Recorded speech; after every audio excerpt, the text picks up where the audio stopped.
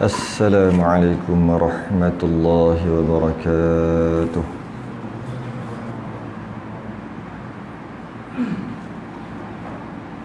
Innal hamdalillah nahmaduhu wa nasta'inuhu wa nastahdihi wa nastaghfiruh. Wa na'udzu billahi min shururi anfusina wa min sayyiati a'malina. Man yahdihillahu fala mudilla lahu wa man yudlilhu fala hadiya lahu. Ashhadu an la ilaha illallah wahdahu la syarika lah. Asyhadu anna sayyidana Muhammadan abduhu wa rasuluh. Allahumma salli wa sallim wa barik ala sayyidina Muhammadin al-fatihi lima ughliqa wal khatimi lima sabaqa nasirul haqqi bil haqq wal hadi ila siratikal mustaqim. Sallallahu alaihi wa ala alihi wa ashabihi haqqa qadrihi wa miqdarihi al-azim.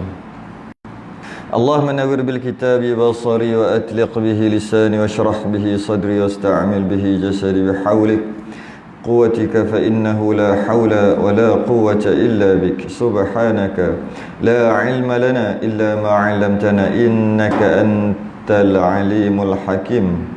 Wala hawla wala quwwata illa billahil aliyyil azim.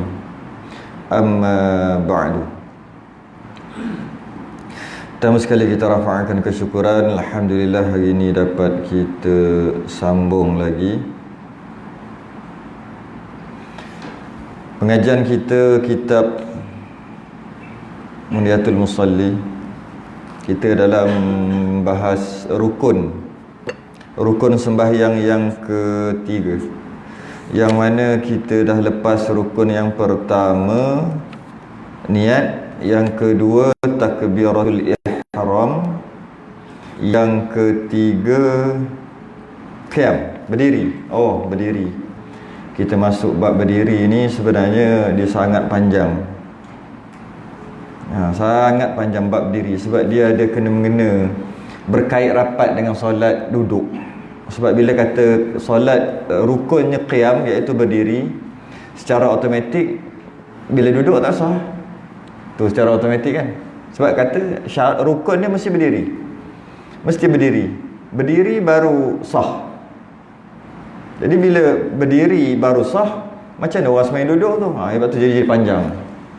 Secara umumnya semain duduk tak sah. Secara umumnya. Habis tu yang ada semain duduk tu, dia panjang. Itu yang jadi, walaupun kita tengok pendek aja kat sini, separuh muka surat aja kalau yang Rumi tu, tapi walaupun separuh, tapi bahas dia panjang, sangat-sangat panjang. Sangat panjang perbahasan dia.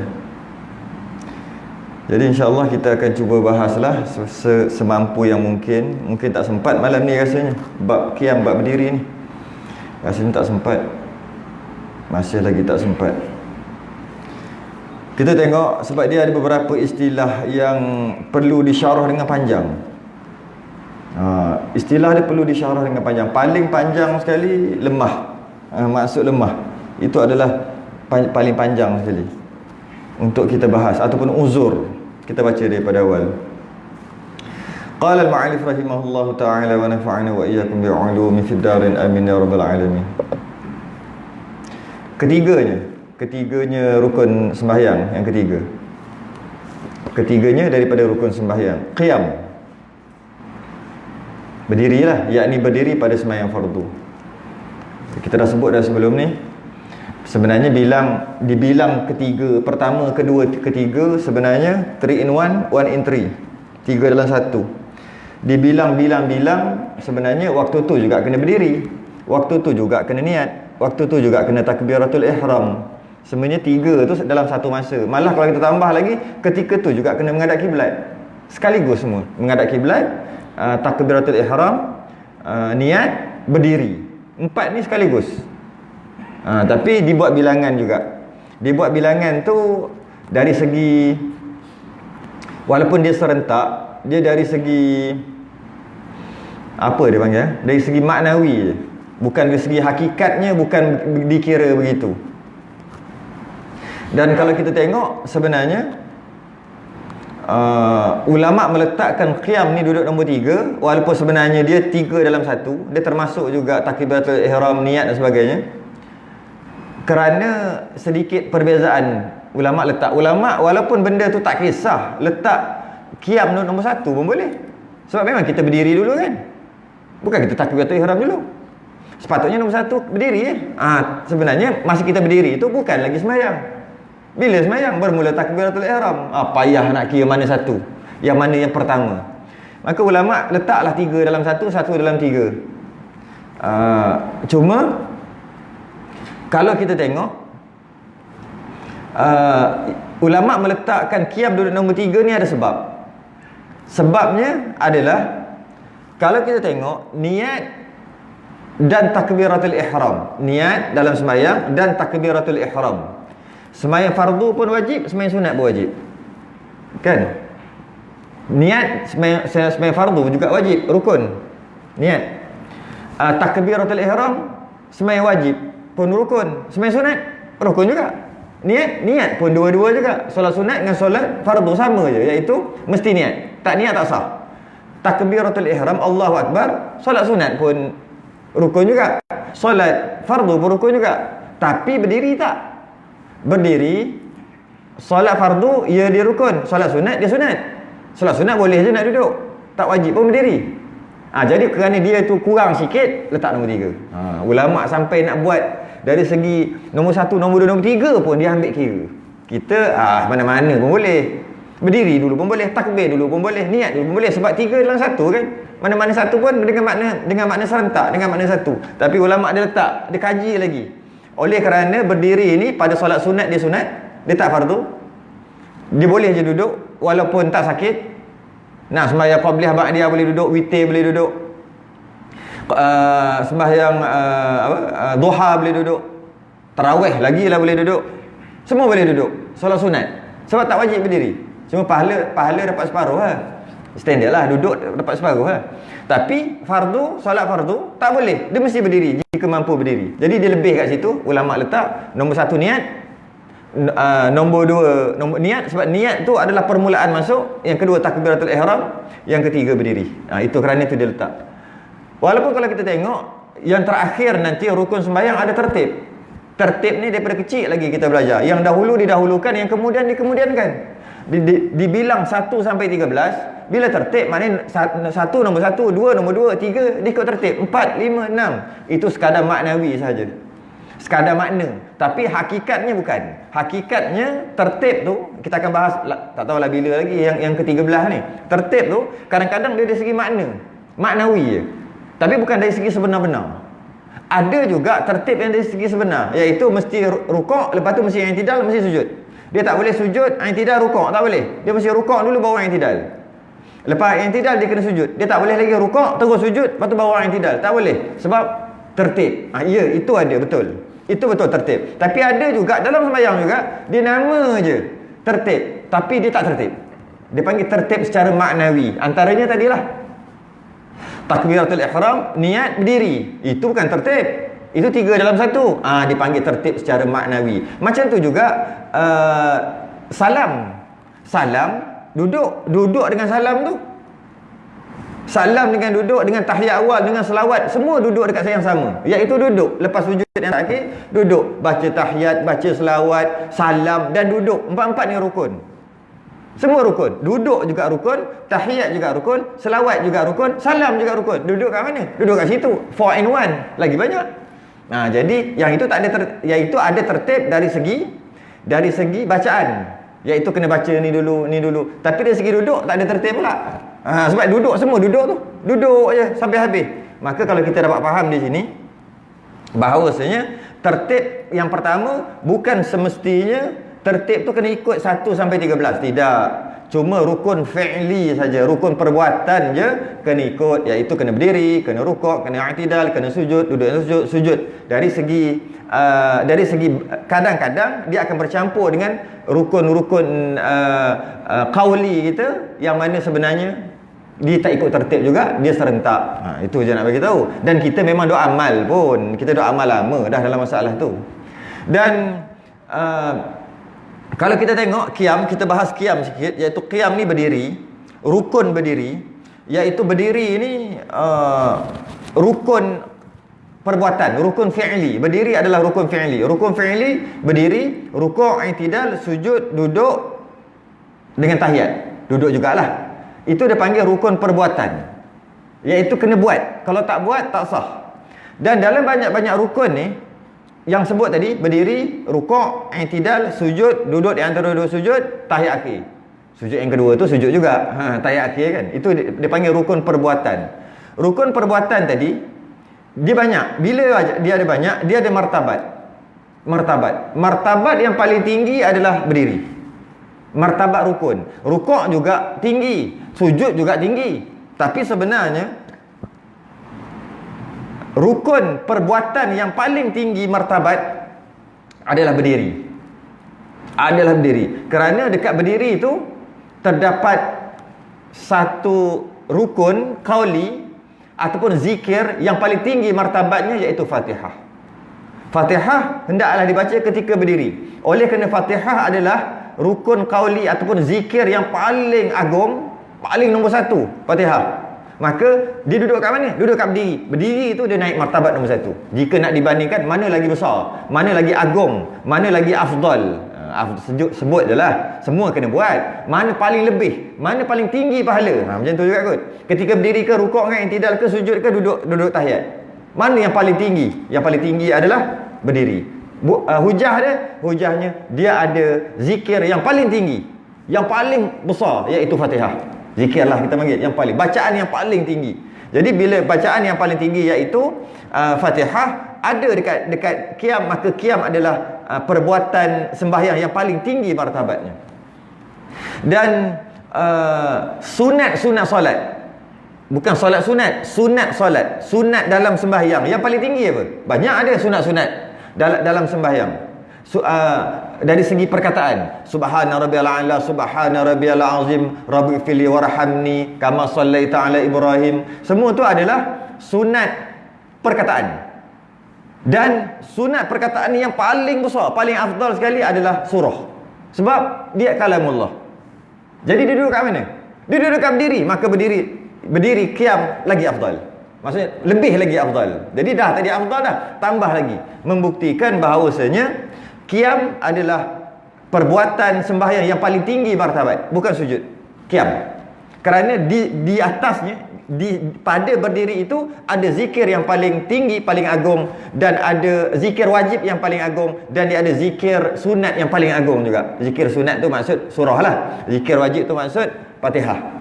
Maka dia adalah nombor satu. Walaupun ada khilaf, sebahagian ulama mengatakan sujud, tapi sebenarnya nombor satu yang muktamad pada mazhab Syafi'i adalah berdiri. Sebab dekat berdiri itu ada zikir yang wajib yang paling afdal, dan zikir yang sunat yang paling afdal juga. Dari segi martabat je nak beritahu. Yang kedua adalah sujud lah. Pada pendapat lain yang mengatakan sujud nombor satu, qiyam duduk nombor dua. Apa hujah sujud adalah perbuatan sembahyang yang paling tinggi martabat? Dia kata tak boleh sujud dekat orang, kafir sujud kat orang. Berdiri boleh berdiri kat orang kata berdiri biasa buat, tapi sujud dekat orang tu kafir. Maknanya sujud hanya pada Allah. Bila sujud hanya pada Allah, dia paling besar lah. Hujah dia kuat juga. Dua-dua ni khilaf. Ya, kalau kata sujud nombor satu, qiyam duduk nombor dua. Yang kata qiyam duduk nombor satu, sujud duduk nombor dua. Sedangkan sujud tak ada bacaan-bacaan yang wajib. Bacaan dia biasa, tak baca pun tak apa. Kerana tu martabat qiyam lebih tinggi. Malah khilaf ni khilaf muktabar, tak ada masalah yang mana satu lah. Ada orang kata sujud, dia nak sujud juga, okey aja sebenarnya, khilaf kat situ. Yang mana perbuatan yang paling afdal. Yang ketiga adalah rukuk. Itu adalah afdal. Ketiga adalah rukuk. Jadi yang pertama qiyam, yang kedua sujud, yang ketiga rukuk. Setengah ulama mengatakan yang pertama sujud, yang kedua qiyam, yang ketiga rukuk. Baik. Jadi sembahyang ni kena berdiri. Kalau tak berdiri, maka tak sah. Nabi sebut dalam hadisnya, salli qa'ima, sembahyanglah kamu berdiri. Fa illam tastati' fa qa'idah. Kalau tak mampu baru duduk. Tapi Nabi kata sembahyang berdiri dulu. Jadi kena berdiri dulu. Dan kita tengok banyak-banyak ayat Quran yang membincangkan tentang sembahyang ni mesti berdiri. Hafizu 'alas salawati was salatil wusta. Jagalah kamu sembahyang 5 waktu dan sembahyang wusta. Wa qumu lillahi qanitin. Wa qumu, qiyam, berdiri. Dan berdirilah. Ayat Quran tu. alladzina yuqimunas salah. Qiyam juga alladzina yuqimunas salah. Bila sebut solat mesti sebut qiyam. Mempunyai dua makna. Makna yang pertama mendirikan sembahyang, makna yang kedua berdiri. Jadi nak bagi tahu berdiri. Maknanya besarnya berdiri ni. Jadi setakat sikit-sikit tu jangan duduk. Tu nak bawa ke situ. Banyaknya nas-nas yang mengatakan mesti kena berdiri, mesti kena berdiri, mesti kena berdiri. Bukan kata duduk tak boleh, tapi kena faham dulu berdiri itu penting sangat. Sebab dia adalah seafdal rukun perbuatan. Qad qamatis salah. Sama je, qad qamatis salah. Qad qama, berdiri. Bukan duduk. Jadi banyak ayat-ayat Al-Quran, hadis-hadis yang bila disebut sembahyang, dia akan sebut mendirikan dengan dua maksud. Yang pertama, mendirikan sembahyang, bukan sekadar sembahyang sungguh-sungguh. Yang kedua maksud berdiri. Jadi jangan main-main dengan berdiri. Jangan buat lebih kurang dengan berdiri. Sikit-sikit duduk kan, jangan buat lebih kurang, sebab dia benda yang besar, malah rukun yang paling afdal. Malah solat fardu 5 waktu memang wajib berdiri. Dah solat jenazah pun kena berdiri. Solat jenazah juga wajib berdiri. Solat fardu 5 waktu juga wajib berdiri. Fardu 5 waktu, fardu ain, fardu kifayah, solat jenazah fardu kifayah, kena berdiri. Habis kalau tak mampu, kita akan bahas akan datang. Dan disyaratkan dia. Syarat sekarang ni nak kira apa maksud berdiri. Kadang-kadang orang sebut berdiri, tapi dia sendiri pun tak faham maksud berdiri itu apa. Baik, kita tengok apa maksud berdiri. Dan disyaratkan dia dengan berdiri. Maksud berdiri itu dengan dibetulkan tulang belakang. Ni tulang belakang. Tulang belakang ni betulkan, dan jikalau dengan bersandar sekalipun. Bersandar sekalipun, jika nak betulkan tulang belakang, kita akan bahas sekejap lagi. Maka jika berdiri condong, sekira-kira tiada dinamakan berdiri, tiada sah sembahyangnya. Stop kat situ, banyak sangat benda yang penting ini. Dan disyaratkan dengan dibetulkan tulang belakang, dan jikalau dengan bersandar sekalipun. Dia ada dua masalah kat sini. Masalah yang pertama iaitu dia tak mampu berdiri, dia sandar. Yang ni tak boleh. Dia tak mampu berdiri, dia sandar. Kalau dia sandar baru okey, tak boleh. Tak boleh dengan maksud dia kena duduk. Tak boleh bersandar. Habis ni, dan jika dengan bersandar sekalipun, nak bagi tahu kat sini, dan disyaratkan dengan dibetulkan tulang belakang. Maksud berdiri adalah tulang belakang tu betul. Tiba-tiba tak boleh betul. Macam mana nak betulkan tulang belakang? Walaupun menyandar sekalipun. Sandar tu kerana nak betulkan tulang belakang, bukan sandar tu kerana nak berdiri. Dia ada dua tau. Sandar kerana nak berdiri lain. Tak ada tiang, tak ada dinding, dia tak boleh sampai berdiri, dia tumbang. Yang itu duduk. Yang itu tak boleh berdiri, itu duduk. Yang kata ni adalah dia berdiri boleh, cuma nak betulkan tulang belakang tak boleh. Macam ni. Bila berdiri macam ni, macam mana nak betulkan? Dia terpaksa sandar, dia tekan. Kenapa dia sandar? Nak betulkan tulang belakang. Tapi kalau dia bersandar, sebab tak mampu dah nak berdiri. Kalau bersandar lega sikit, yang tu tak payah, itu duduk. Jadi jangan salah faham ni. Jadi maksudnya, dan jikalau dengan bersandar sekalipun, kembali kepada betulkan tulang belakang. Bukan kembali kepada nak sembahyang jika tak mampu berdiri. Tidak. Sebab tak ada pun dibincang dekat sini jika tak mampu berdiri. Tak ada pun bincang lagi. Kalau tak mampu berdiri, boleh menyandar. Tak ada. Cerita pasal disyaratkan berdiri, betul tulang belakang. Tulang belakang ni straight. Bila betul tulang belakang, tak boleh betul. Dia jadi macam ni, tak boleh betul. Nak betulkan, sandar pun tak apa. Jadi dengan menyandar, tak boleh betul lagi. Lepas dia sandar, dia tekan. Baru ada ring sikit, ada kuat sikit, baru straight dengan menyandar. Kenapa sandar ni? Sebab nak betul tulang belakang. Kenapa sandar? Sebab tak mampu nak berdiri. Bukan, tak mampu berdiri, duduk je.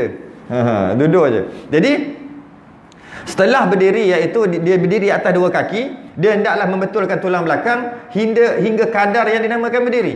Dia betulkan tulang belakang. Kita ambil contoh dekat sini. Maka jika berdiri condong, cenderung tu condong. Jika berdiri cenderung ataupun condong, sekira-kira tiada dinamakan berdiri. Condong tu bukan macam ni.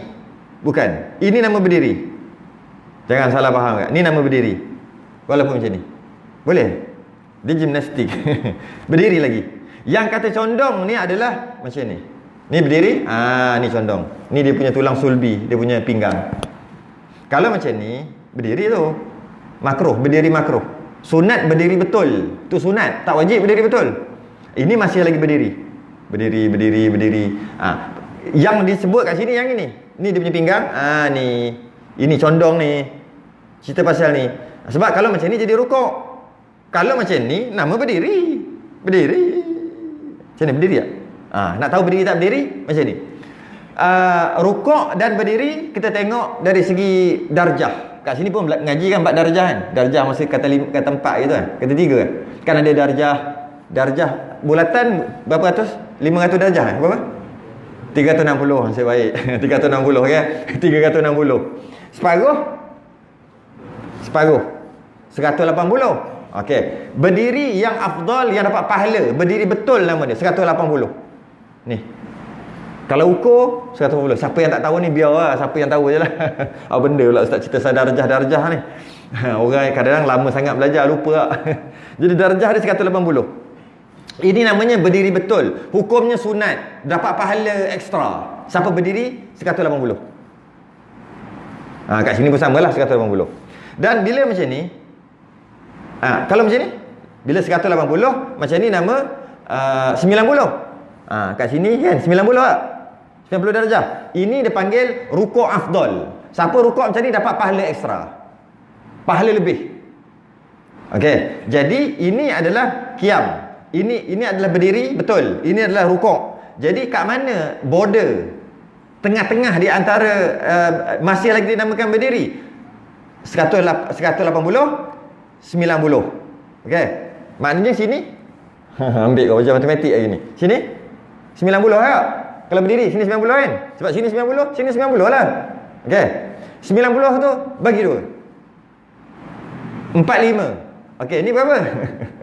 180 tolak 45. 135. Ya. 135. Siapa yang faham ni alhamdulillah. Siapa tak faham tak apa Tak faham. Kita belajar matematik. Lebih kurang macam ni kot. 135 kot. Macam ni lebih kurang. Boleh tak? Kena kan? Ni.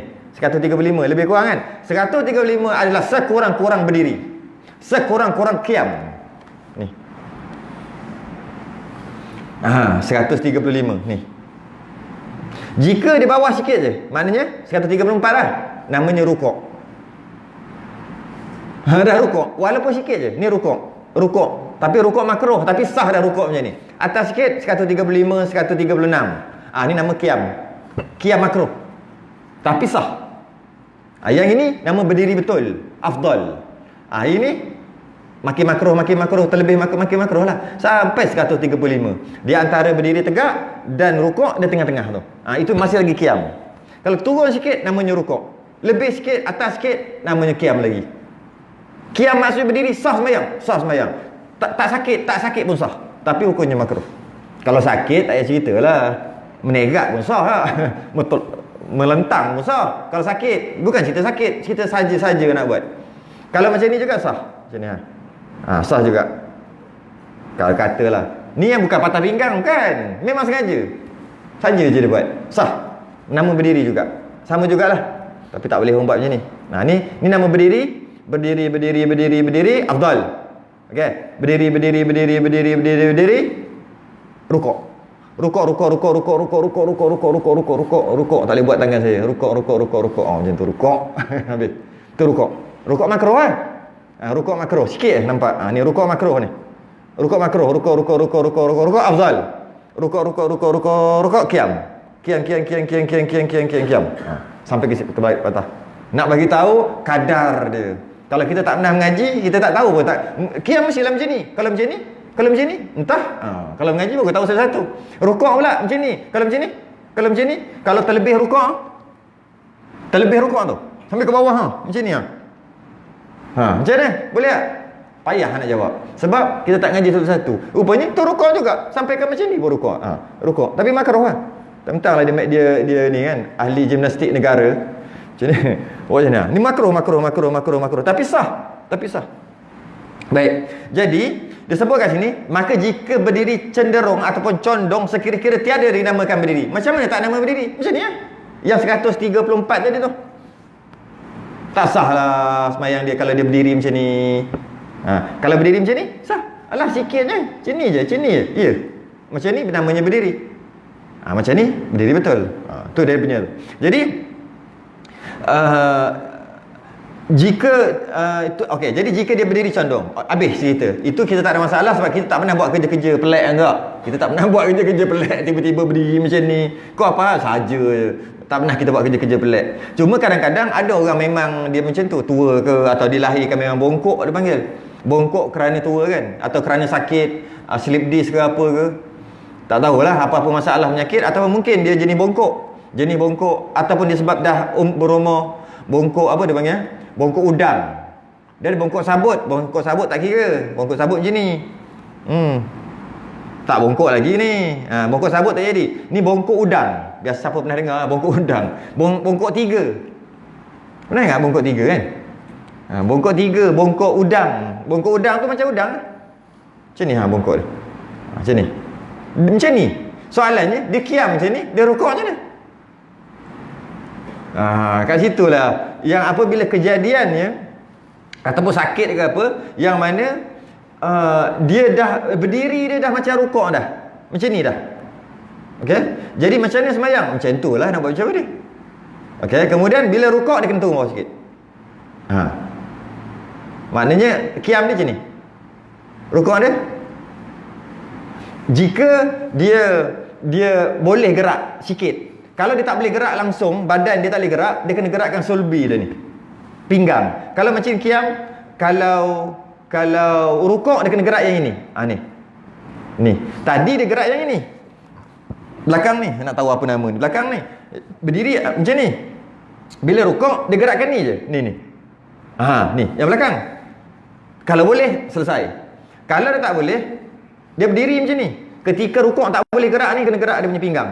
Masuk gerak yang ni pula. Ni, ni. Ni yang gerak. Dia lain tu, dia beza tu. Tak boleh juga.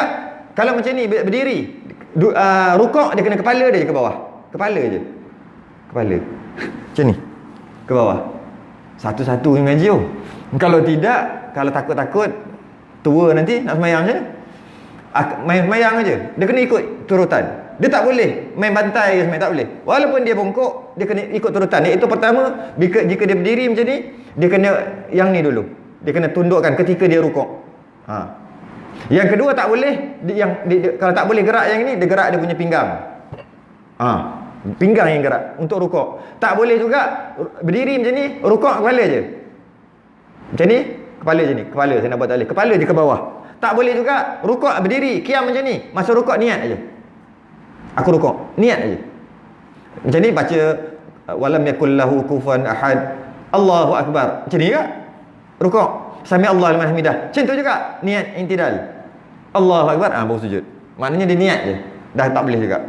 Okey. Habis. Yang itu yang mudah. Masuk kita perbahasan yang agak panjang sikit. Saya tak tahulah berapa lama bahan ni panjang ni. Dan jika lemah ia daripada berdiri. Ini perkataan yang paling berbahaya. Lemah. Bahasa kitab lain uzur, sama lah. Bahasa kitab lain tidak mampu, sama lah. Semua tiga tu ayat berbahaya. Uzur, lemah, tak mampu. Kalau bahasa Melayu campur lagi, tak larat, tak urut, tak dogeng. Ni lemah ni, sebab lemah ni ramai yang tak sah sembahyang. Sebab lemah ni. Sebab apa? Perkataan lemah tu apa maksud? Okey, biar dulu. Dan jika lemah ia daripada berdiri, maksudnya tak mampu berdiri. Sekira-kira masyaqqah, yang kedua, bahaya lagi yang kedua. Ayat bahaya, masyaqqah. Masyaqqah ni kepayahan. Susah. Susah. Pun bahaya juga ni. Dengan sebab perkataan masyaqqah ni salah dipahami, menyebabkan tak sah sembahyang. Sebab dia kata susah. Susah. Masyaqqah ni susah. Jadi sekira-kira susah, masyaqqah yang menghilangkan khusyuk. Yang itu dia punya ilah. Biar dulu yang menghilangkan khusyuk. Sah sembahyangnya serta duduk. Boleh sembahyang duduk. Jika lemah sehingga hilang khusyuk, boleh duduk. Ini paling bahaya. Yang paling bahaya sekali menghilangkan khusyuk. Lemah, tak larat berdiri, sekira-kira susah, masyaqqah hingga menghilangkan khusyuk, maka sah duduk. Soalan lah. Selama ni khusyuk tak? Selama ni sembahyang khusyuk tak? Macam mana nak hilang khusyuk? Khusyuk pun tak. So macam mana? Jika lemah daripada berdiri, tak mampu berdiri kerana kepayahan, kesusahan hingga menghilangkan khusyuk. Masalahnya tak susah pun tak khusyuk-khusyuk. So macam mana, boleh tak nak sembahyang duduk ni? Mari kita tengok. Daripada Umar bin Husain, seorang sahabat. Umar bin Husain ni dia ada penyakit bawasir. Kanat bi bawasir. Dia kata aku ada penyakit bawasir. Fasa'altu Nabi sallallahu alaihi wasallam, dia tanya Nabi sallallahu alaihi wasallam anis salah, tentang salat dia kerana bawasir. Nabi kata salli qa'iman, sembahyanglah kamu berdiri. Berdiri juga. Fa illam tastati' fa qa'ida. Kalau kamu tak mampu, barulah duduk. Fa illam tastati' fa 'ala jambin, barulah baring ataupun mengiring. Tapi Nabi kata sembahyang berdiri dulu. Kalau tak mampu, baru duduk. Keluar lagi perkataan tak mampu. Fa illam tastati', tak mampu, tak larat. Jadi ulama bahas berkaitan dengan lemah dan kepayahan ni sangat panjang. Kalau bahas sungguh-sungguh 3 hari 3 malam pun tak habis dalam bab ni. Kita ambil yang penting-penting. Mungkin 2 kali kot, tak sempat malam ni habis malam ni. Yang pertama, ulama membahaskan maksud lemah. Disebut tadi lemah berdiri. Nah, jika lemah berdiri, jika tak mampu berdiri, jika uzur berdiri, jika tak boleh berdiri. Okey. Maksud tak boleh berdiri adalah tak boleh kekal berdiri. Itu maksud dia. Tak boleh kekal berdiri. Sebab ada orang boleh berdiri. 1, 2, 3. Tumbang. Dia boleh berdiri tak? Dia boleh berdiri 3 saat. Habis tu, jika lemah pada berdiri, dia boleh berdiri. Habis tu nak sembahyang duduk, tak boleh sembahyang duduk, kena sembahyang berdiri. Tumbanglah dia. Jadi apa maksud dan jika lemah berdiri? Maksud dan jika lemah ia daripada berdiri, maksudnya dia tak dapat kekal berdiri, tidak dapat mengekali berdiri. Dia berdiri, berdiri pening, berdiri jadi hal, berdiri ada masalah. Dia panggil tidak dapat mengekali berdiri, baru boleh solat duduk. Tapi orang salah faham, tak mampu ni, dia kata tak mampu berdiri dengan maksud tak mampu, bukan tak mampu, susah, masyaqqah. Yang tadi masyaqqah, dia salah faham maksud tu, iaitu susah untuk berdiri, susah sikit untuk berdiri. Tapi bila dah berdiri, tak ada masalah. Nak berdiri tu yang susah sikit, maka dia sembahyang duduk, tak sah sembahyang dia. Kerana yang dibenarkan duduk bagi orang yang tak mampu untuk kekal berdiri, bukan orang yang susah untuk nak berdiri. Daripada duduk tu, nak bangun tu payah sikit. Biasa orang sihat bangun berapa saat? 2 saat kot. Budak-budak bangun 1 saat. Melompat tu budak-budak bangun. Daripada duduk nak bangun 1 saat. Orang biasa 2 saat lah nak bangun tu kan. Kan makan masa 2 saat. Okey, dia nak bangun makan masa 10 saat. Sebab umur ataupun dia sakit aksiden dan sebagainya. Dia boleh bangun tak? Boleh, cuma susah sikit. Dan bila dia bangun, sejam pun boleh, berjalan pun boleh. Cuma kalau duduk, payah sikit nak bangun. Orang macam ni siapa sembahyang duduk, batal, tak sah sembahyang dia. Awal-awal lagi tak sah. Jadi macam mana tu? Jadi dia tak dibenarkan untuk duduk kerana dia bukan tak boleh berdiri.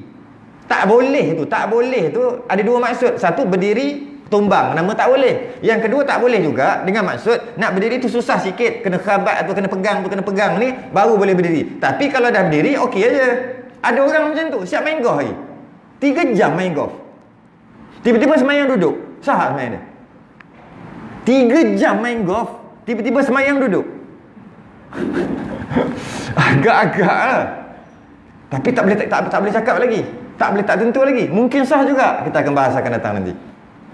Cuma kadang-kadang dia tak mampu berdiri. Dengan dia nak berdiri, dia terpaksa, kalau dekat tiang, dekat dinding, dia terpaksa pegang dinding. Lepas tu dia macam ni, kaki sebelah dia naik, kaki kanan naik dulu. Lepas tu tangan kiri letak belah sini. Lepas tu kaki kiri pula naik macam ni, tangan kanan pula macam ni, pegang macam ni. Lepas tu pegang dinding, pegang tiang, pegang kat tu, pegang kat ni, naik dalam masa 7-8 saat baru boleh berdiri. Namanya boleh berdiri. Siapa sembahyang duduk tak sah. Sebab dia bukan tak boleh berdiri, dia sukar untuk berdiri dan makan masa sikit. Jika dia berdiri, tak ada masalah. 5 minit, tak ada masalah. 10 minit, tak ada masalah. Tak boleh sembahyang duduk. Yang tak boleh, yang boleh sembahyang duduk, yang berdiri je, tumbang. Berdiri je, tumbang. Walaupun dia laju, daripada bawah, naik laju ke? Terus naik. Laju naik. Tapi tak sampai 2 saat, tumbang. Yang ini yang boleh sembahyang duduk.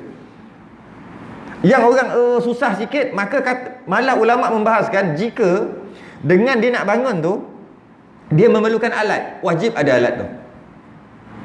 Katalah nak bangun kena ada alat. Orang-orang kampung dulu masa dia sakit, kadang-kadang dia boleh berdiri, setakat 10 minit tu boleh berdiri. Dia buat macam mana tau? Tali lembu tu, tali lembu ke tali kambing ke, tali lembu kot, besar sikit, dia simpul. Dia ikat dekat atas, kan rumah orang dulu, dia ikat kat atas tali, lepas tu dia simpul. Dia nak semayang, dia pergi tepi tali tu, dia semayang. Masa dia nak bangun, dia pegang.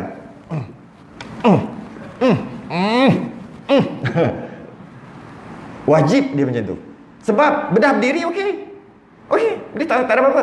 Nak berdiri je susah, maka dia wajib ada sembahyang di tepi tali. Asalnya mana sebila pula wajib sembahyang tepi tali. Tapi bagi dia wajib sembahyang tepi tali. Saya bukan cerita tali tu, dia nak naik tu, nak bangun tu, dengan syarat bila dia berdiri okey, 5 minit 10 minit boleh tahan, maka dia tak dibenarkan duduk. Susah sikit, tak apa, susah sikit. Dan dimaafkan, dia gerak 18 kali dia gerak. Mana tak gerak 18 kali? Pegang kot ni, ambil, silang. Takut terlucut, silang. Pegang pula kot ni, kiblat entah ke mana-mana dah. Dimaafkan semua. Nak bagi tahu mesti kena berdiri. Sebab kau boleh berdiri, cuma lambat sikit. Dan nak berdiri tu tak sakit sangat pun, boleh tahan lagi. Sampai sakit sangat lain lah. Cuma dia wajib lah macam tu. Malah ulama bahas lagi, nak bagi tahu, ulama nak bagi tahu jangan duduk. Nak bagi tahu tu, jangan duduk. Ulama bahas lagi, jika memerlukan bantuan orang sekalipun, orang kena ada. Orang siapa? Anak dia ke? Orang kena duduk situ. Ketika nak bangun, anak dia ambil, pegang ketiak, angkat. Dah berdiri, lepas. Tapi kalau kena pegang sampai 10 saat, itu dia sebenarnya duduk lah. Ni cerita nak up je, susah. Jadi bila macam tu, anak cucu dia ataupun siapa-siapa wajib ada kat belakang dia, angkat. Dia kena suruh. Ulama bahas lagi, jika dia tak nak, anak cucu tak nak, derhaka punya anak cucu, wajib cari orang upah. Upah jika dia ada duit. Dan ulama bahas lagi, jika upah tu kadang-kadang walaupun boleh upah, duit ada, tapi tak wajib upah, boleh semayang duduk, sebab tak ada orang nak angkat. Iaitu apabila upah dia tu melampau.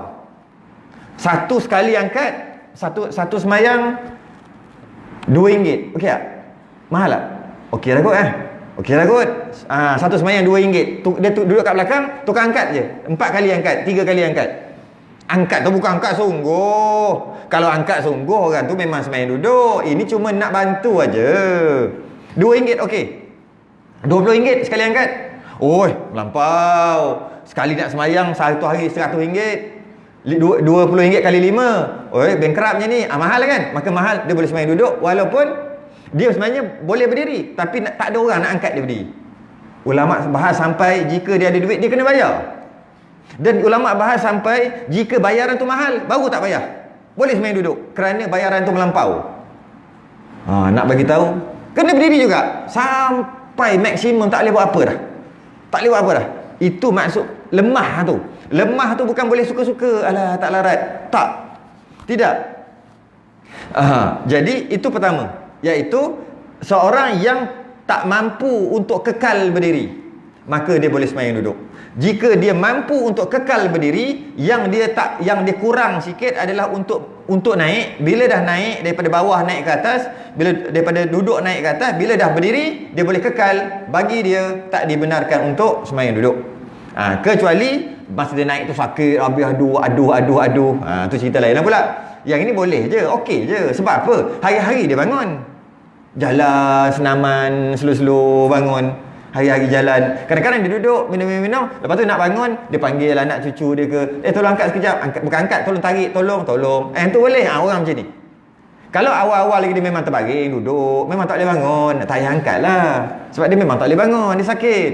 Yang ini yang boleh bangun, buat benda lain. Boleh bangun. Tiba-tiba sembahyang, boleh bangun tu maksud, buat benda lain boleh bangun, tapi susah sikit. Tiba-tiba dalam sembahyang susah sikit, tak boleh. Yang ni orang macam ni. Kalau dia memang tak boleh daripada awal, tak apa. Itu yang pertama.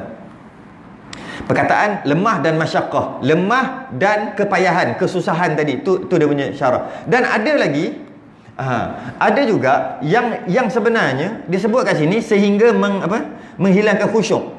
Maksudnya kat sini, menghilangkan khusyuk ni dalam kitab kita sebenarnya dia ada banyak lagi. Iaitu yang dimaksudkan dengan menghilangkan khusyuk dia macam ni tau. Dengan sebab dia berdiri akan terjadi sesuatu. Tu sebenarnya nak beritahu ni. Dengan sebab berdiri juga akan terjadi sesuatu. Dengan sebab dia berdiri akan terjadi sesuatu. Yang mana sesuatu ni, yang mana sesuatu yang terjadi setelah dia berdiri ni, sesuatu yang terjadi ni yang diiktiraf syarak. Saya ulang balik. Ayatnya ni dekat dalam kitab kita, jika lemah berdiri, tak mampu berdiri, sekira-kira masyaqqah, susah, yang mana kesusahan tadi tu dengan sebab dia berdiri juga menghilangkan khusyuk. Okey? Sah sembahyang duduk. Maksud dia lemah tadi berdiri, ada kesusahan, menghilangkan khusyuk. Jangan ambil khusyuk tu. Kita ambil secara umum, secara besar, secara luas lagi, iaitu dengan sebab dia berdiri menyebabkan jadi sesuatu. Antara sesuatu tu hilang khusyuk. Yang mana sesuatu yang terjadi tu dimaafkan pada syarak. Yang mana sesuatu terjadi itu uzur yang diiktiraf pada syarak. Antara uzur yang diiktiraf pada syarak adalah hilang khusyuk. Kita tengok satu-satu. Dalam kitab Safiratun Najah, Nailur Rajab, dia punya syarah dia, iaitu dia sebut ada beberapa keadaan. Salah satunya khusyuk. Sebenarnya banyak lagi. Yang pertama, dalam proses penyembuhan. Dia sakit, jadi untuk sembuh dia kena duduk, tak boleh bangun. Jika dia bangun menyebabkan lambat sembuh. Kalau dia berdiri dia mampu. Kalau berdiri dia akan kalau dia sembahyang duduk ataupun dia tak berdiri, duduk aja, dia akan sembuh dalam masa sebulan. Sebenarnya dia boleh berdiri paksa-paksa. Jika dia berdiri, dia akan sembuh dalam masa 3 bulan. Dia boleh berdiri. Jika dia duduk, sebulan dah sembuh, doktor kata. Tapi nak berdiri boleh. Sekali-sekala boleh berdiri, tapi saya cadangkan janganlah berdiri. Kerana nak betulkan balik, tak kisahlah pinggang dia ke slip disc ke dia, tak kisahlah, nak betulkan balik tu. Jadi sebulan tu kalau boleh jangan berdiri langsung. Kalau tak berdiri langsung, sebulan memang akan sihat. Tapi kalau berdiri, kalau awak tak jaga berdiri dan sebagainya, buat kasar-kasar, buat kerja-kerja ni, menyebabkan 3 bulan. Okey, sembahyang dia tadi, kalau dia berdiri boleh. Tapi 3 bulan lah, maka dia boleh duduk. Walaupun dia boleh berdiri, kerana dia menghalang proses penyembuhan ataupun melambatkan proses penyembuhan. Boleh. Yang ini kadang-kadang kita tengok dia okey. Oh, sihat je dia. Tiba-tiba sembahyang duduk. Memang pun. Sebab doktor kata jika sembahyang berdiri ataupun bukan sembahyang berdiri, buat apa-apa pun berdiri menyebabkan lambat sembuh, maka dia diterima. Uzur itu diterima. Yang ini biasa kena kata kat orang ni kesian dia. Nampak sihat tapi sembahyang duduk. Dia tak tahu doktor kata jangan berdiri. Ni kesian, selalu kena ni. Maka dia dibenarkan duduk. Boleh duduk. Itu yang pertama. Yang kedua, dengan sebab dia berdiri menyebabkan kesakitan ataupun kemudaratan, macam terbuka jahitan. Jahit atas, jahit kat perut ke, dia buat pembedahan ke, jahit ke, ataupun dia gam ke. Sama sekarang main gam je kan, buat pendah apa tu gam. Tak kisahlah. Doktor kata seminggu jangan gerak-gerak sangat. Kalau gerak tak ada masalah, tapi bila gerak silap-silap dia akan terbuka. Silap-silap tak tahu terbuka ke tak. Tapi kalau bergerak banyak, silap-silap terbuka. Jahitan tu ataupun gam tu akan terbuka. Jadi dia pun try berdiri. Okey je. Dan ustaz kata seminggu. Boleh tak sembahyang duduk? Boleh. Walaupun sebenarnya dia berdiri okey je. Kalau dia berdiri tu sakit, awal-awal lagi okey. Ini dia berdiri okey je, tak ada masalah pun. Tapi doktor kata seminggu, maka dia boleh sembahyang duduk. Yang ini pun selalu kena dengan orang juga. Nampak macam okey je kau berdiri, tiba-tiba kau sembahyang pula duduk. Nampak beli itu sekali-sekala. Sebab nak ambil barang sekali-sekala. Sebab dia takut terbuka jahitan. Tapi sekarang tak terbuka pun. Doktor kata, makna kat sini dibenarkan dia untuk duduk. Walaupun tak tahu pun jadi tahiyah ke tidak jadi tu. Jadi doktor kata seminggu boleh sembahyang duduk. Ataupun ada luka lama berdarah kembali. Macam tajuk lagu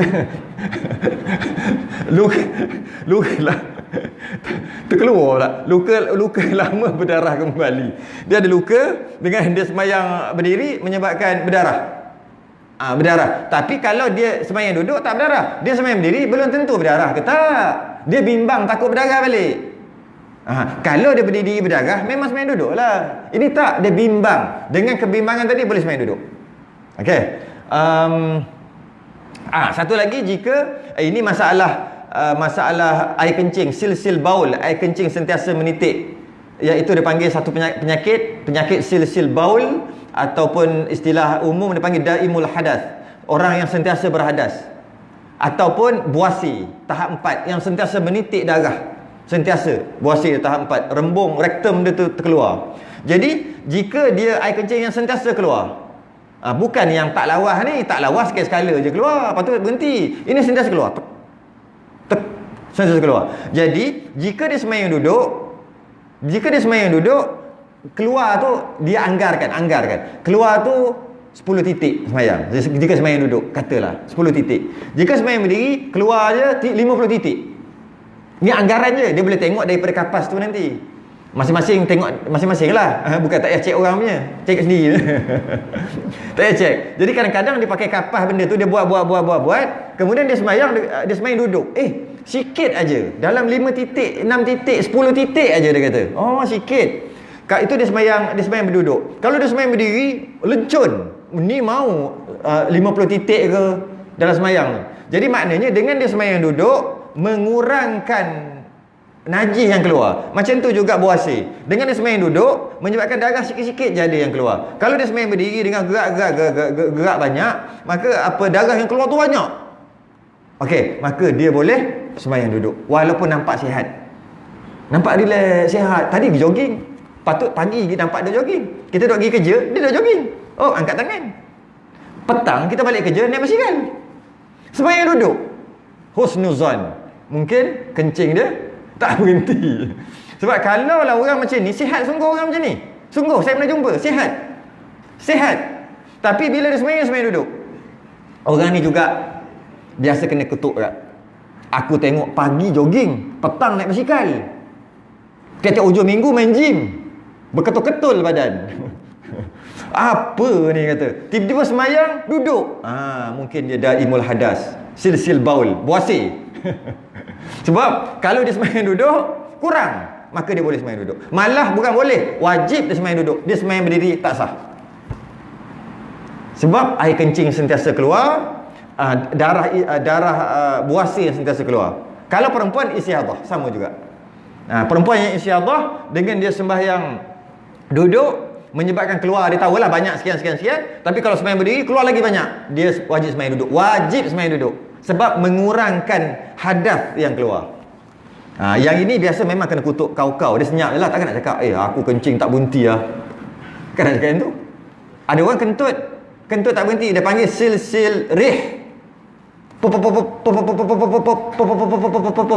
tak busuk. Saya jumpa juga orang macam ni, saya jumpa macam-macam penyakit. Ustaz nak tengok tak kentut yang sebenar, dia kata. Amboi, dia pun kentut busuk. Rupanya kentut yang tak boleh kontrol adalah kentut yang keluar tu. Dia keluar sendiri, tak dengar sangat, kena duduk kat belakang dia. Dia siap, ustaz dengar kat belakang. Amboi, kau suruh aku bau kentut kau. Kita duduk kat belakang dia, bunyi. Dia kata saya kepik jap. Dia kepik baru bunyi. Kalau dia tak kepik tak bunyi. Dia keluar macam tu. Tapi dia kata kentut macam ni sentiasa keluar. Kadang-kadang dia berhenti 5 minit je, betul keluar. Keluar dan tak ada bau. Kadang-kadang dia terasa nak kentut, dia pun teran kentut. Masa tu baru bau. Itu bau kentut yang sebenar. Orang macam ni dia ambil wuduk tak batal. Bila dia batal? Bila dia kentut yang sebenar. Orang macam ni sama juga. Masa nak semayang, jika dia duduk berapa kali meletup. Agak-agak berapa kali meletup. Kalau semayang duduk, dia kira 30 kali. 30 kali. Jika semayang duduk. Kalau semayang berdiri, 150 kali semayang duduk. Jadi sangka baik orang yang semayang duduk tu semua ada penyakit-penyakit tadi. Jadi maknanya kat sini nak bagi tahu tak semestinya semayang duduk ni macam ni. Tak semestinya. Tak semestinya duduk, aduh, slip disc. Tak semestinya. Kadang-kadang sihat aja tapi semayang duduk. Tu je nak bagi tahu. Tengok, banyak lagi ni. Kita habis berapa? 8.30 dah. Yang ke berapa dah tu? Ke berapa dah tak tahulah. Yang ke seterusnya. Okey, satu lagi. Ini pun sama juga, yang biasa kena juga dengan orang. Iaitu dia sembahyang berdiri menyebabkan kesakitan, kemudaratan, kesakitan dia tu dengan dia sembahyang berdiri menyebabkan kesakitan, yang mana kesakitan dia tu datang nanti. Bukan sekarang, bukan waktu tu. Dia sembahyang okey je. Katalah dia sembahyang Isyak, okey je berdiri. Tapi dia nak tidur sekejap lagi, Allah adulah, ubatlah aku adulah, sakit, berdenyut-denyut. Tapi ketika berdiri tu tak boleh. Dia tak boleh berdiri. Jika dia berdiri tak ada masalah. Nanti malam kadang akan berdenyut-denyut. Lambat 2, 3 jam, 4 jam baru datang penyakit dia. Boleh sembahyang duduk juga. Ini pun sama juga. Aku tengok kau berdiri, aku berdiri duduk-duduk kejap-kejap boleh lah. Habis sembahyang kau. Sembahyang berdiri lama kadang-kadang. Kalau bila berdiri lama aku tak boleh. Malam nanti. Itu malam kadang. Oh tak. Dibenarkan. Orang ni pun biasa kena kutuk juga. Sebab dia tengok sihat, tak kena kutuk. Aku nampak engkau yang bawa kursi tadi pikul. Lepas kau bawa kursi, kau sembahyang tiba-tiba duduk. Sabar dulu. Dia mungkin tergolong dalam golongan yang tadi. Kemudian yang seterusnya pula, dia pening. Pening. Dengan dia berdiri pening. Berdiri lebih daripada 10 saat pening. Maka dia boleh duduk. Yang ini tak ada masalah. Yang seterusnya, hilang khusyuk. Ini yang sebut hilang khusyuk tadi ni. Dengan dia berdiri, hilang khusyuk. Khusyuk macam mana? Bilalah nak rukuk, bilalah cepatlah kalau dia solat jemaah. Kalau dia solat seorang, dia baca Fatihah tu tak ada ingat lain. Ingat nak cepat rukuk, nak cepat habis sembahyang. Maknanya sembahyang dia kerana mengingati sakit. Kita sembahyang mengingati Allah. Dia sembahyang mengingati sakit. Kerana berdiri dia tu, maka dia boleh duduk. Kerana sembahyang dia tadi telah mengganggu kekhusyukan dia. Walaupun dia sembahyang tak pernah khusyuk sekalipun, tetap juga dikira.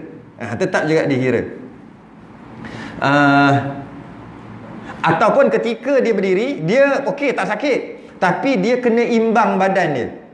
Macam orang sembahyang atas perahu kecil.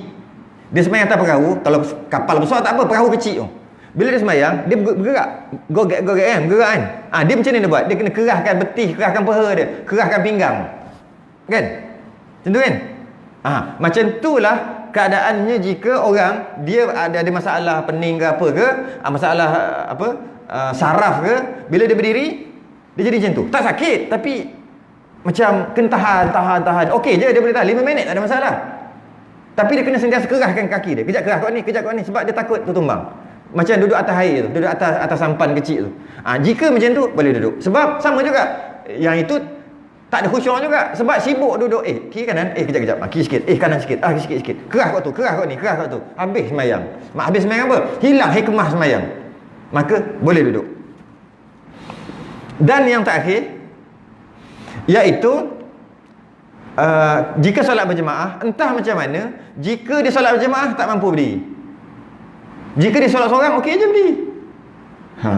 Ada saka pelik ni. Kalau solat jemaah tak larat. Tak tahu kenapa. Tapi kalau solat seorang, okey je berdiri. Ada orang macam tu, saya jumpa juga. Ni cerita yang saya jumpa orang ni. Ni bukan rekaan, ini benar. Bukan cubaan, ini betul-betul. Jumpa.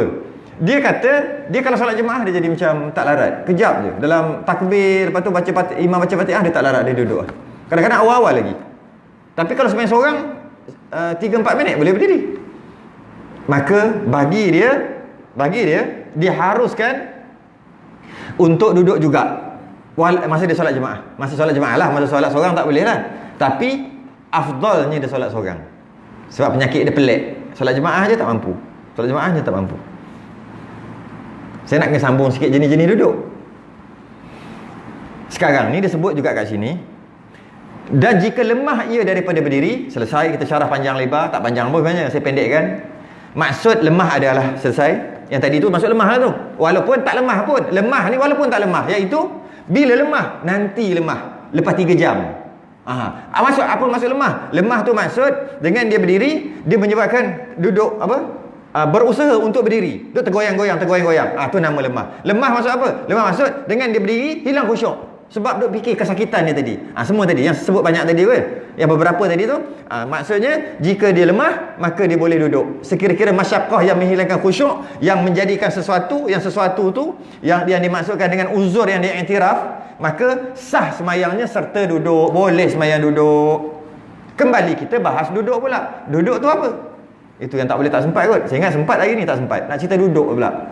Sebab duduk banyak jenis. Jadi dia kata, kalau tak boleh berdiri, tak mampu, kepayahan, boleh duduk. Duduk tu apa? Kan datang kan? Ke apa? 5 minit? 5 minit eh? Oh iyalah, 55 minit agak. Oh gitu eh. Kira lah. Kira. Okey eh? Ambil lah bab duduk. Duduk dia ada beberapa jenis. Duduk ada beberapa jenis. Secara umum saya nak sebut dulu.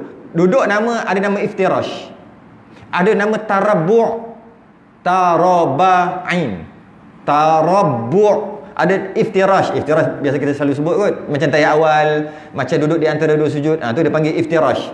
Satu lagi nama tarabbu'. Tarabbu' ni masuk bersila. Satu lagi namanya tawarruk. Tawarruk pun biasa kita sebut kot. Yang macam tayat akhir kita selalu buat tu, yang mana kaki kiri keluar kot tu, kaki kanan naik tu lah. Kaki kiri, punggung duduk atas bumi, duduk atas lantai. Iftirash, kaki tak keluar, kaki dekat bawah punggung aja. Yang ni tu beza je. Tawarruk, kaki keluar ke belah sana kan. Biasa duk buat, tak pakai tangan pun faham kot kan. Tawarruk, kaki keluar. Iftirash, tarik kaki tu duduk bawah punggung. Tu je beza dia. Tu je bezanya. Jadi bila tawarruk, punggung automatik lah atas lantai, atas bumi. Bila iftirash, tarik ni, automatik lah punggung duduk atas kaki duduk atas bumi. Sama lah tu. Okey. Ada yang dipanggil duduk bertapa. Duduk bertapa. Macam mana duduk bertapa? Duduk bertapa ni macam kaki naik, kaki dua naik. Kaki dua naik macam tu. Okey. Ada lagi nama duduk berlunjur. Ada nama duduk atas kursi. Jadi banyak duduk. Pertama iftirash, tarabbu', tawarruk, bertapa tu, lutut naik atas dia tu. Berlunjur tu kaki duduk depan lah. Punggung duduk atas bumi. Atas kursi. Semua tu jenis duduk. Boleh ke mana-mana duduk? Ya, boleh. Bila sebut duduk, janji namanya duduk, boleh. Apakah maksud duduk? Takrif duduk, definisi duduk. Maksud duduk adalah punggung di atas bumi. Bumi itu maksud lantai lah. Punggung di atas lantai, punggung di atas bumi. Itu maksud duduk. Dan maksud duduk juga punggung di atas sesuatu duduk atas bumi. Sesuatu tu apa-apa tak kisah. Sesuatu tu kaki. Kaki dia lah sesuatu. Kaki dia duduk atas kaki duduk atas bumi. Namanya duduk juga. Jadi duduk ada dua makna. Yang pertama, punggung direct kena bumi, kena lantai. Yang kedua, punggung tak direct kena lantai. Dia kena sesuatu tu yang kena bumi. Namanya duduk juga, sah juga. Cuma dia ada turutan. Yang mana afdal. Dengan maksud, jika tak boleh berdiri duduk mana dulu? Nabi SAW dia sakit selama 12 hari. Setengah riwayat mengatakan selama 13 hari dia sakit sebelum wafat. Bila dia sakit, dia semayang duduk Nabi. Agak-agak dulu ada kursi tak? Zaman Nabi ada kursi? Tak, zaman Nabi ada tak kerusi? Meja ada. Meja ada. Kursi ada. Mestilah kursi ada. Takkan lah zaman Nabi tak ada kursi. Zaman Nabi Adam silap dah ada kursi dah. Macam orang nak bercakap lah tu, apa janggut panjang sebab tak ada jilat. Amboi, sedapnya mulut. Memang nak kena cili je tu. Zaman Nabi Adam lagi dah ada jilat. Tapi bukan jenama jilat. Adalah caranya. Dah ada dah benda tajam. Nak potong, nak sembelih. Ingat Nabi Adam makan dinosaur. Nabi Adam dulu makan binatang-binatang yang dulu jenis lembu-lembu yang macam dinosaur dulu lah. Ingat tak sembelih ke? Main makan katok macam tu ke? Nabi Adam pun sembelih weh. Maknanya bila sembelih, dia ada benda tajam. Tiba-tiba orang Arab dulu tak ada jilat, sebab tu janggut panjang-panjang. Amboi, sedap. Memang bukan nak kena cili, nak kena siku sekali tu. Nak kena smack down sekali. Mulut. Maknanya nak beritahu dulu lagi dah ada. Zaman Nabi Adam dah ada kursi. Okey. Zaman Nabi SAW ada juga kursi. Saya nak sebut apa? Nabi SAW, dia sembahyang ketika 12 ataupun 13 hari sakit tu, dia tak ada atas kursi. Sedangkan kursi ada. Takkanlah kursi tak ada sama Nabi. Ada kursi. Nabi tak duduk. Nabi duduk macam mana? Duduk dekat bawah. Duduk apa? Nama duduk tu iftirash. Maka kalau tak mampu berdiri, duduk iftirash adalah duduk yang paling afdal setelah tak mampu berdiri. Afdal nombor 1. Nombor dua, duduk tarabbu' dia panggil. Duduk bersila adalah afdal. Jika tak mampu duduk, tak mampu berdiri, duduk iftirash.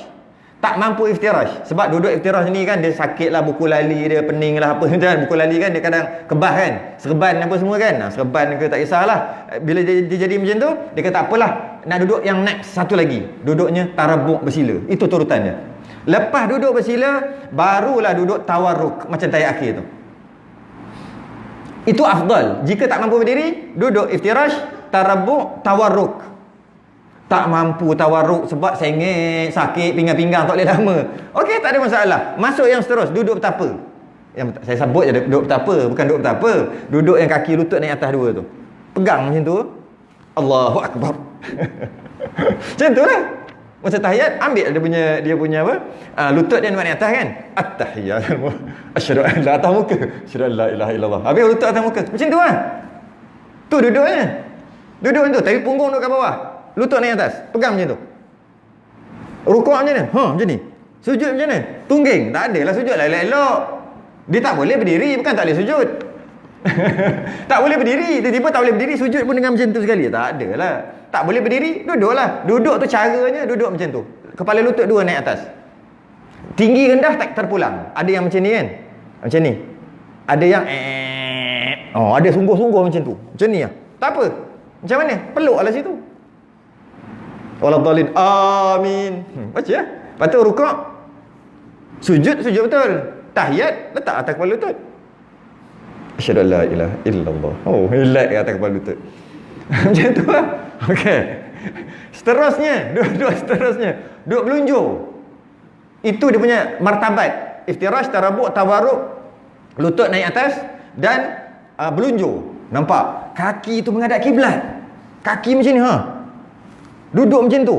Itu duduk nombor 5 martabat.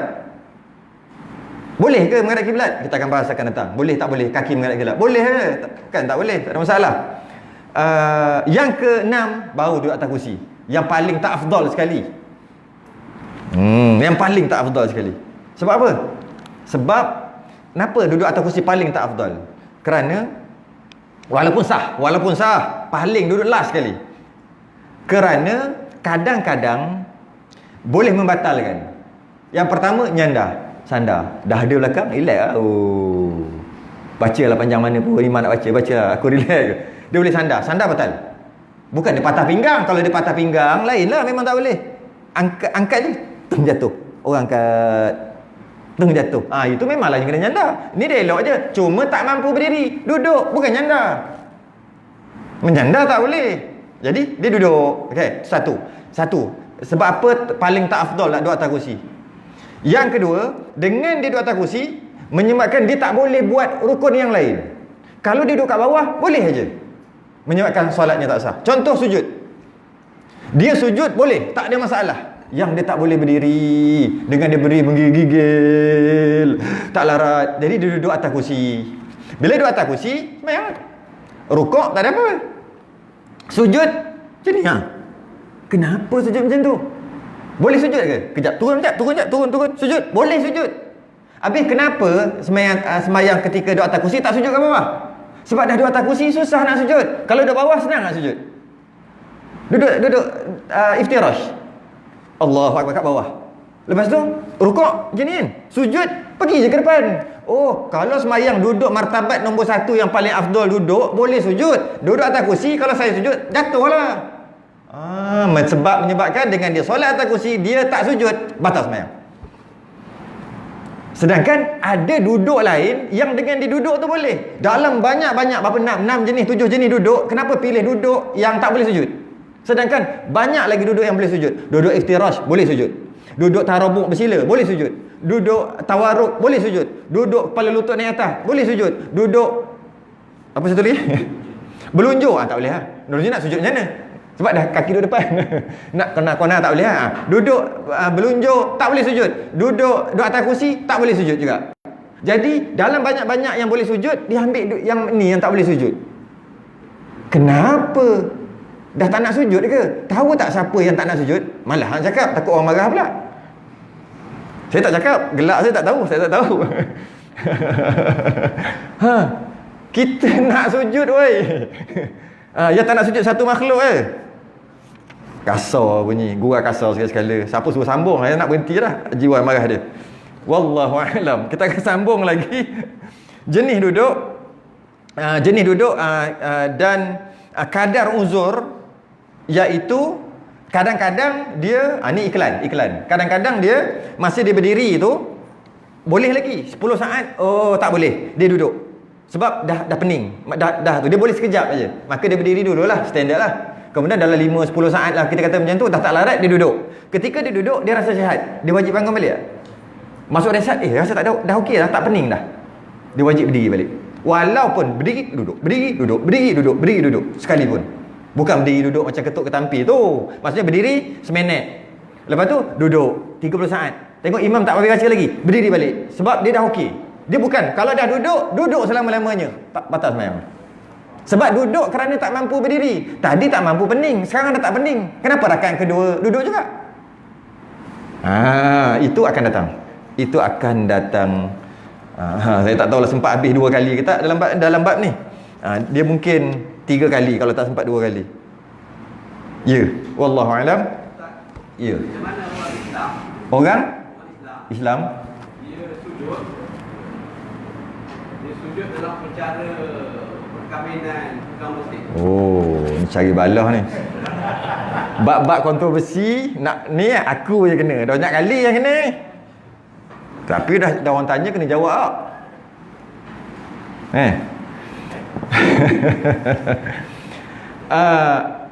Sujud dia macam ni. Dia ada 2 jenis sujud.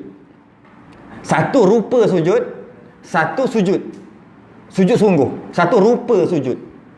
Rupa sujud kadang-kadang dia tak sujud tapi rupa sujud. Antara rupa sujud, ada sebahagian para ulama mengatakan sunat cium kaki mak. Ada pendapat kata macam tu. Basuh elok-elok siap cium kaki. Jika ada sesuatu dan dia sunat, bukannya jumpa-jumpa cium kaki, bukan.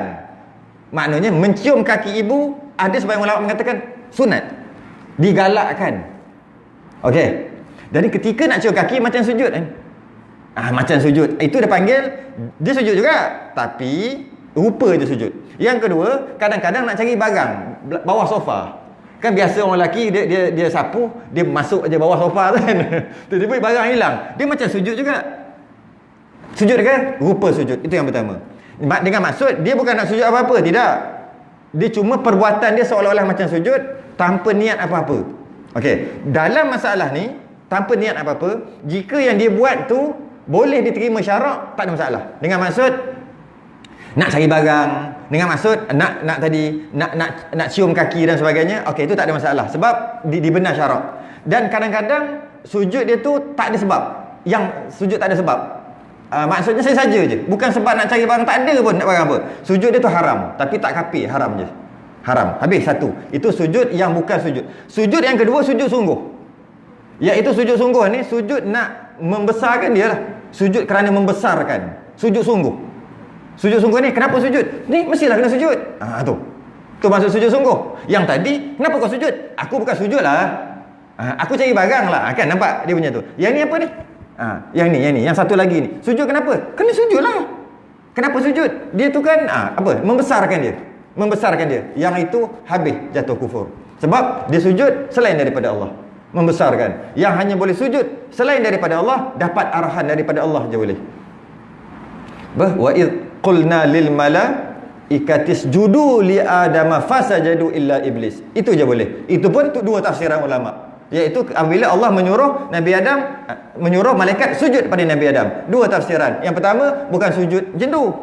Sujud tunduk hormat. Yang kedua kata sujud sungguh.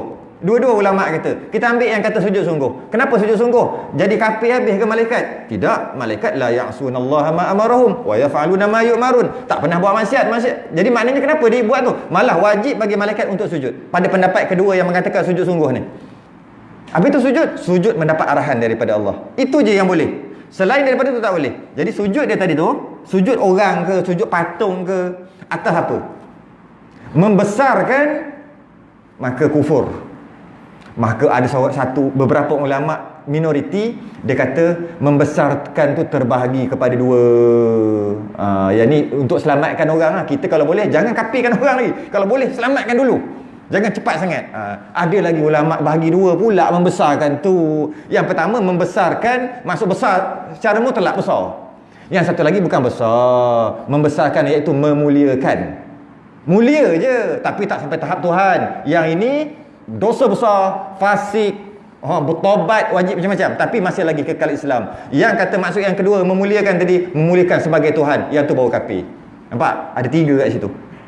3. Yang paling ketat sujud aja dengan niat membesarkan, memuliakan, kufur. Sebahagian kata tidak, memuliakan ada 2 jenis. Satu muliakan sebagai Tuhan, satu mulia sebagai makhluk je. Cuma cara dia memuliakan tu salah. Kan cara memuliakan iaitu dengan sujud. Dia kata tak kata Tuhan. Apa pula tu bukan Tuhan, tu orang lah. Berak macam aku juga.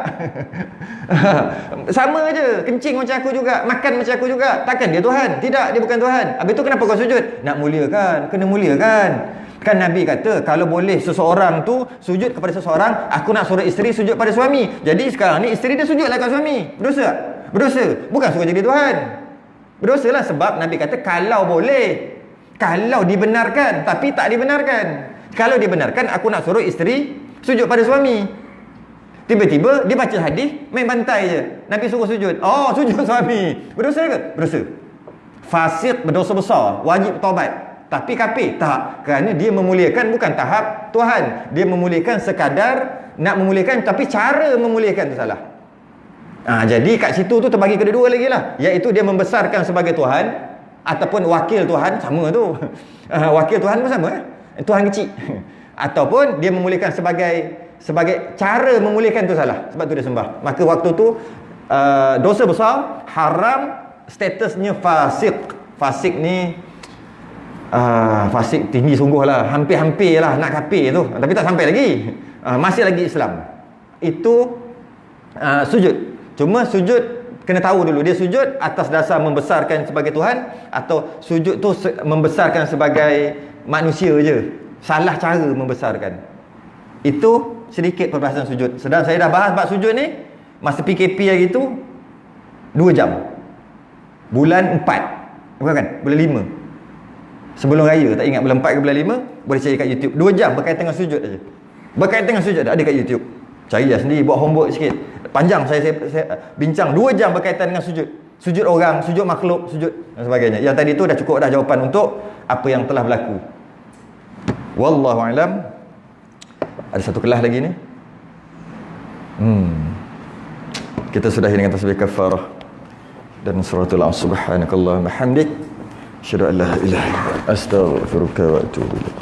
Bismillahirrahmanirrahim. Insan lafi khusr.